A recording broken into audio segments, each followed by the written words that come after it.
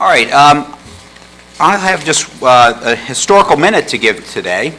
As some of you are aware, I'm starting a second career as a history teacher in high school. So while many have said I'm insane to do that, I'm actually really enjoying it. And this week we're studying World War I.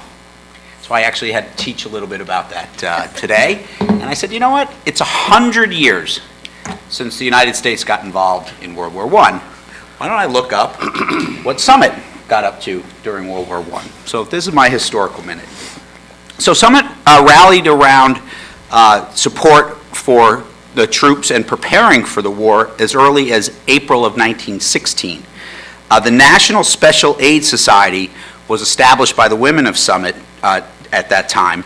And what they did was they prepared surgical dressings, bandages, they worked with nurses, they stockpiled these things. They actually made over 6,000 surgical dressings in preparation in case the United States did go to war, which indeed, obviously, they did later. At the same time, Summit established the National Defense Organization, and it was led by the mayor at the time, Ruford Franklin.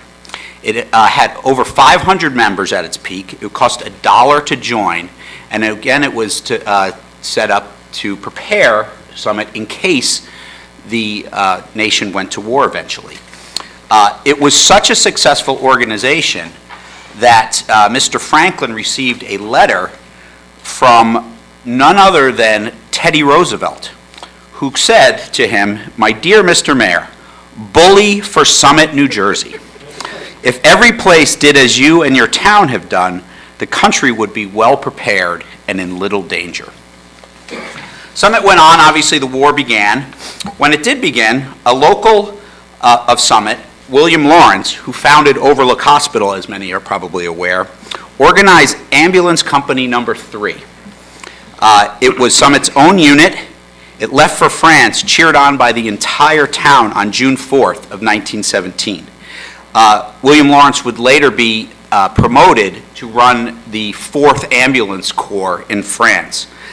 The Number 33 Ambulance Corps participated in every major engagement from the time they got to France to the end of the war in November of 2000 or in 1918, and the original group sustained almost 50% casualties. So they really risked their lives.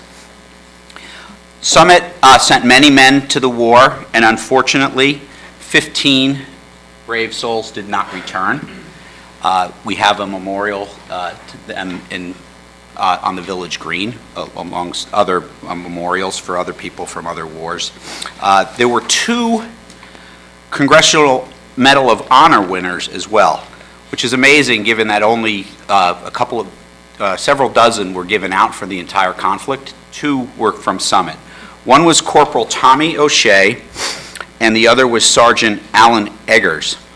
Tommy O'Shea died in the action that he was awarded for posthumously. Sergeant Alan Eggers survived and was a business owner in Summit until the 1940s.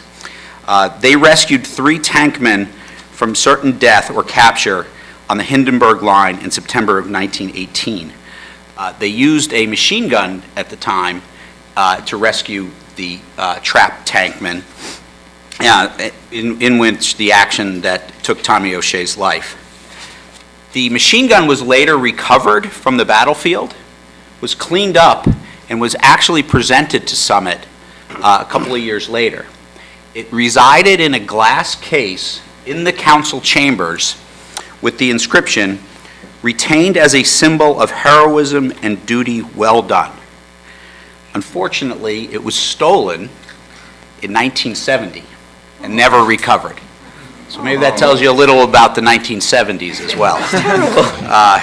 And that is my historical minute for Summit.